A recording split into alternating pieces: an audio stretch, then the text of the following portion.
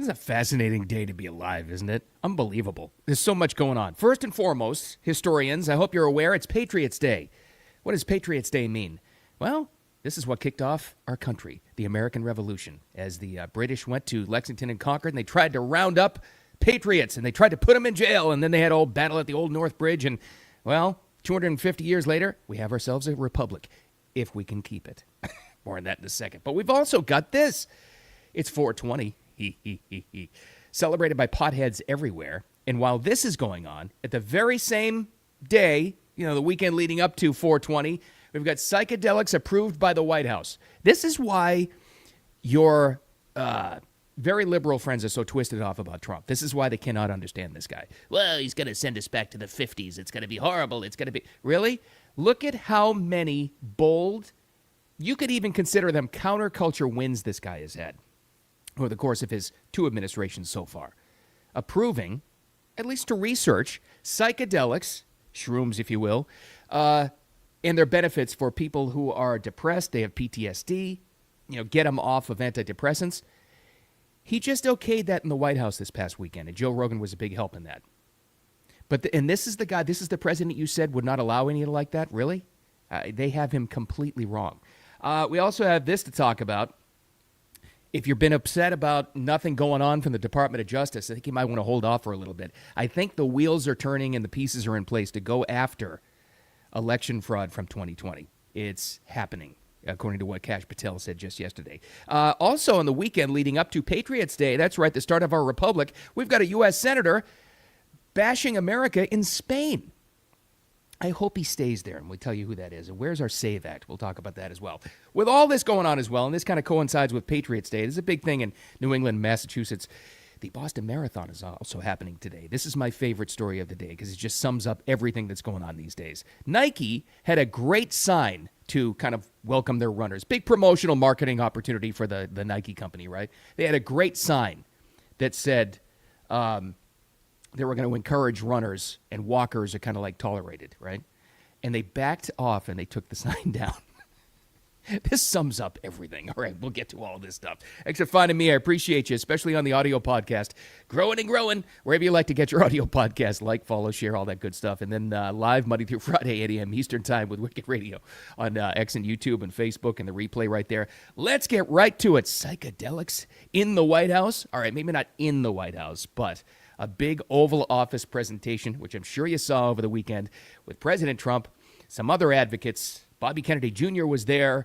Joe Rogan was there as well, but this was the announcement from the president. Today I'm pleased to announce historic reforms to dramatically accelerate access to new medical research and treatments based on psychedelic drugs. In many cases, these experimental treatments have shown life-changing potential for those suffering from severe mental illness and depression, including our cherished veterans. Our veterans are having a tremendous hard time. The suicide rate, we have it down a little bit, but they are having a hard time. Yeah, they're having a hard time, and they've known we've had a hard time with them for decades now. The research has been out there for decades now, but finally somebody had the guts to actually do it, where Trump said, okay, what? You telling me? Okay, he's getting text messages from Joe Rogan, more on Joe in just a second, saying, President Trump, we've done an independent study. We know the research. We know the facts. We know the finding. Can we just open up the possibility to research this to help people and get them off antidepressants? And Trump goes, yeah, if you think you got the research, let's do it. Oh, fantastic. Let's go. This is the open-minded guy that all of your Democrat and all your liberal friends told me was closed-minded and was like going to send us back to the Stone Age. This is the guy. And yet he's the one, the first one, when it could have been many presidents before him, many administrations had the opportunity and the research to open this up to at least help, to at least try to help some people who really, really need it and cut down the suicide rate. Not just for veterans, for all kinds of depressed people, right? And get them off the drugs. But they didn't want to upset the pharmaceutical industry. Trump doesn't care. I mean, he cares, but he doesn't care who he pisses off. And that's why you should appreciate him, because he's going to get this done. This is going to save lives, the research. And if they find out, this just opens up the possibility to open up more research. And if they find out it doesn't work, it's not going to be a thing. Don't worry about it. But don't you want the answers? Don't you want a country that's on less drugs, less, chemicals, I'm saying, less pharmaceuticals, less antidepressants? I think we're going to look back, honestly, at this age of all of the violence, all of the crazy behavior, all of the stuff going on, the trans violence as well, what we're doing chemically to our bodies. And we're going to look back at this stuff and say, oh my God, they were savages. 100 years from now, they'll look back and they say, wait a minute, they let these pharmaceutical companies dictate the behavior of pretty much an entire population. And the historians are going to say, yeah, they actually did that. Those lunatics actually did that until somebody stepped in and tried to save it. If you're even against this, though, and I'm sure there are some Puritans who are looking at Trump's, action this weekend, and they said, I don't want him getting involved in this. Okay, but don't you think it's just worth a shot to try to get off these drugs and antidepressants and pharmaceuticals? Isn't it worth a shot to do more research? I should say it is. I really should. But again, big guy behind this, and this is fascinating because I love this. One of my favorite things is to look at, and this has been happening a lot recently with all of the voices in Podcastistan who are bagging on Trump to get more clicks, and all these people that kind of glommed on to the America First movement. We've been talking about this a lot over the past couple of weeks. Well, they were all upset at Joe Rogan last week. They were all upset at him because on one of his podcasts, he had a throwaway statement where he just said, I think a lot of these MAGA guys are dorks. I don't want to associate with them. They're very dorky. They're not interesting. I don't like them. So that set the MAGA fandom, ablaze. Joe Rogan's another one. He's turned on us. No, he hasn't. The guy just has an opinion. But what you're seeing here is within, and let's just call it MAGA, right? Conservative movement, America. Let's call it America First. You have a lot of divergent voices because by default, people who are politically conservative have had to seek out a bunch of different opinions. Why? Because the media has been run by far left voices forever. So by default, we've all had to seek out different opinions, which means we all have different opinions on things. That's a good thing, including Joe Rogan. Now, Trump wasn't ever upset at Rogan for saying MAGA's a bunch of dorks. In fact, he said this. We'll get back to Joe's involvement here in just a second. We all respect Joe, and he's a little bit more liberal than that's okay. I have a lot of friends that are liberal. That's okay. I have a lot of friends who are liberal. But what was Joe Rogan's impetus in this? What did he do? What was his part to play? Well, here's a guy with a massive platform, still the biggest podcaster in the world, right? And he's been researching this on his own, independently, with some other people in that field for a long time to come up with solid research. They funded it privately and brought it to the president. This is why this is so important, on two accounts, that somebody with as big a platform like Joe Rogan would research something and look into it and bring in experts that actually know what they're talking about that may help people, especially veterans, and then has the ability to bring it to the president. And the president, despite being closed-minded and he just has his inner circle and all this other stuff, is willing to listen to a guy like Joe Rogan and say, all right, is this going to help people? Is this a good thing? Yeah, absolutely. Let's open up some research. You can't get anything better than this. Maybe this turns out to be a complete failure. Maybe. I don't know. I don't think so, but maybe. Maybe it turns out that this is actually worse. But at least you tried to get the information. They've already got a lot of evidence already, and historically, this kind of stuff has helped people get off what they're on with pharmaceuticals and get off this path that they're on. Isn't it worth looking into? I think it is. And thank God he's doing it. Fantastic. Love it. All right. Enough about that, and we'll see how that goes, because I'm sure they're going to publish a lot of research, too. I hope it helps a lot of people. Less pharmaceuticals is a good thing. All right, I know a lot of people, including me, have been upset with how slow the Department of Justice is working. The wheels of justice are turning very slowly, but I'm here to tell you this morning, on Patriots Day, they are turning. I don't know if you paid attention to it. I don't know how many of us watch the weekend talking head shows, but Maria Bartiromo is a great one, as you know. And what Kash Patel, FBI director, told her this weekend is fascinating, number one, but it's really important, number two. Let me ask you about the mission, because every time I see President Trump, he says this repeatedly, that the election was rigged in 2020. I mean, he says it all the time. We all know that. And it's almost getting lost because he says it so much. You've been at the FBI now 14 months. Have you done anything about that? And do you have anything to tell us about that? Absolutely, Maria. Look, I've been with the president nearly since day one on this. As I told you earlier, I was the one that led the effort with folks like Trey Gowdy, Johnny Ratcliffe, and Devin Nunes to expose the corruption that tried to thwart President Trump's first presidential election run. and we saw the FISA abuses there. And I lived through it, and the media came at me then, too. That just shows you that when you're over the target, you keep pummeling the target because the media is going to try and pummel you. We are not going to take this and have not taken this laying down. We did already indict former Director Comey, and that's going through the judicial process. But we also, at this FBI, even though we uncovered what we uncovered back in the House Intel days, I had to come in here and find rooms that they hid from the world. I had to come in here and find access on our computer systems in restricted and prohibited case files that they purposely put in places for no one to see and find. We have found all this information. We are working with our Department of Justice partners, and I am never going to let this go because they not only have personally attacked the presidency of the United States and President Trump, but they tried to thwart our elections and rig the entire system. And that is not something that is going to stop on it. That is not something I'm going to allow on my watch. Right. But you just have to remember, they built this disease temple over 20 and 30 years. We've got. He wrapped this up by saying arrests are coming. Now, that's a lot to put on the line there because if you don't have arrests soon, then you got a Pam Bondi case and all of a sudden it looks weak and ineffective. I think this is different. Here's your first clue that this is different. What else happened over the weekend? What was the hit piece that came out from, I think it was The Atlantic or one of those disgusting rags, useless, irrelevant. The hit pieces are coming out against Kash Patel, all coordinated. Why would that be? Now, why would all the hit pieces?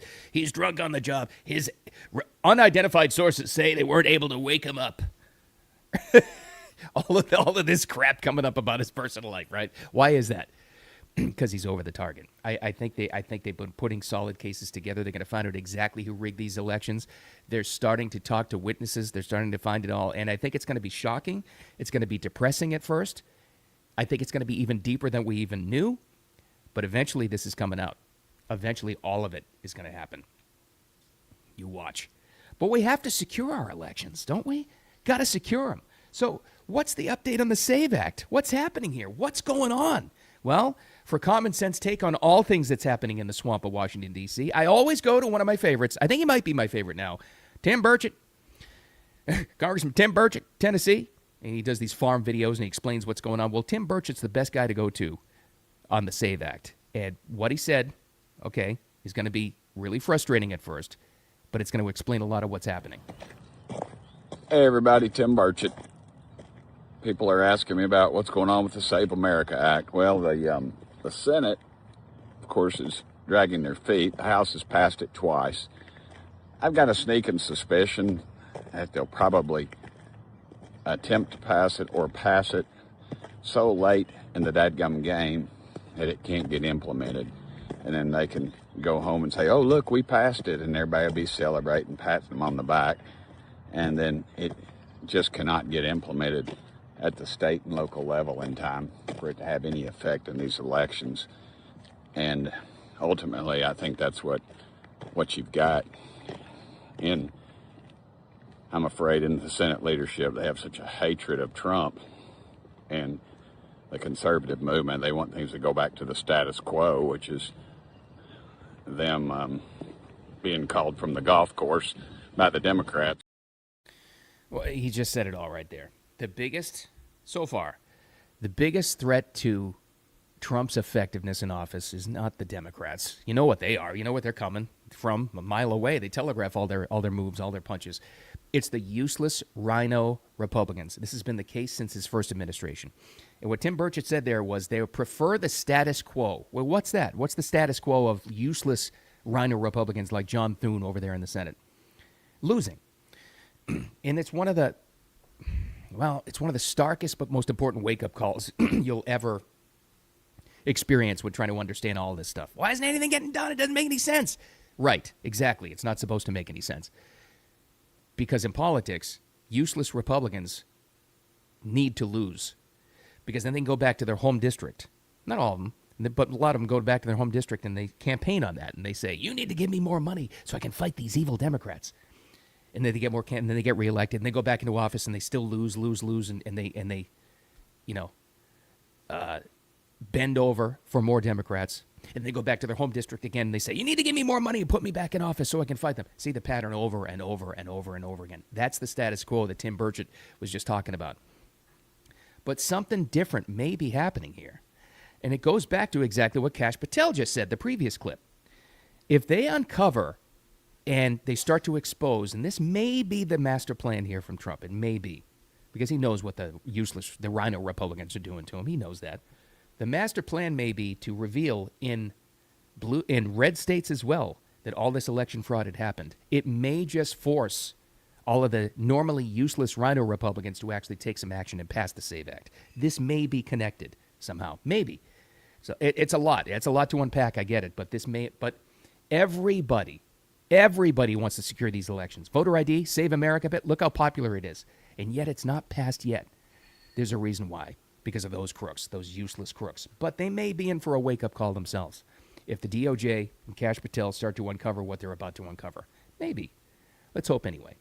Now, that's not the only enemy they have. So again, and I keep recalling this because it is important, the timing of this whole thing. It's Patriots Day. This is the battle. The brave Patriots originally in Concord and Lexington that fought and built our nation. They fought the British and led to our independence and our republic, if you can keep it, like Ben Franklin said. On this day, this weekend leading up to this day, you've got a U.S. Senator, Chris Murphy of Connecticut, going to Spain and bagging on our country in front of Spanish politicians. Spain's something interesting. They have an interesting mix of communists, fascists, extreme liberals, and they're a mess. So, of course, he went there to bag on our country. This traitor, this treacherous, treasonous traitor shouldn't ever even come home. And I hope he doesn't. Here he was over the weekend. Again, days before Patriots Day. Want to bring you greetings as well from a nation that is in crisis. I'm not going to sugarcoat the gravity of what we face right now in the United States. This is the most significant threat to American democracy since the Civil War. Donald Trump in our country is trying to end our democracy. I can't play anymore because I'm just livid. That absolute, complete, and total loser. Shame on you, Connecticut. Anybody that put that guy in office to actually say that. It's bad enough. I don't know. Are they? It's such a rare thing. It's so extreme now for an elected U.S. senator, not even a House member, a senator. There's only 100 of them to go to a foreign country and bag on our country. And it's always the same thing, too. It's always the same thing from them. They don't want to acknowledge that he's President Trump. So it's always Donald Trump, right? Make him sound like a dictator. Going to end our democracy. No, he's ending your corruption is all he's doing. That's what they're so afraid of. You look how desperate a U.S. senator in office would have to be to go to a foreign country and say something like that. It's pretty unprecedented, actually. I mean, this used to be. Do you remember? This is the first example. I don't know why, because probably I was close to it. A working country radio at the time. Remember when the Dixie Chicks bagged on President Bush in, I think it was the UK. I think it was London or something like this. And this like basically canceled their career. That's like how horrified we were back then. Here's a senator going to Spain and basically calling President Trump a dictator. And nothing's going to happen to that guy. This is how far we've fallen, how weak we've gotten. I don't know. I don't know what the backlash is going to be with that guy. I'm sure he's being called a hero by the far left or clueless Democrats by doing that. He's so brave. He's not brave. He's gutless. There's a reason why he didn't say this in Hartford, Connecticut, or his own hometown or his own home district, because he'd be laughed out of the room. But he goes to Spain, and that's fine. God, what an absolute jerk. All right.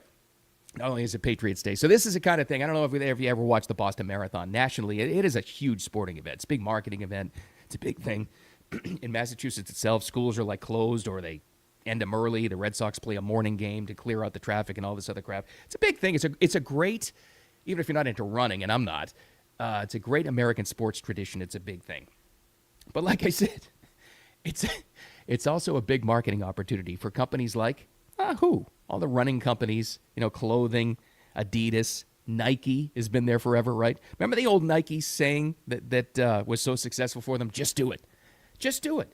It was about no excuses, stop all the reasons why not, and just do it. So successful. One of the best marketing slogans of all time for Nike. Well, they tried another one in a smaller kind of way, and I want to get the exact wording right for you, because they had this outside the Nike store in downtown Boston, and I thought it was great until they took it down. They put up a Boston Marathon sign for all to see on Newbury Street that read, "Runners welcome, walkers tolerated." It's great, right? Says it all. Quick. It's a one-liner or two-liner. It says it all right there.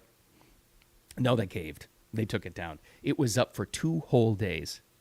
Because why? You know why? It was offensive. Somebody complained and they took it down. This is my favorite ridiculous expression of 2026 so far. You know what the reason why was? It was pace shaming. That was the actual reason. You're pace shaming me.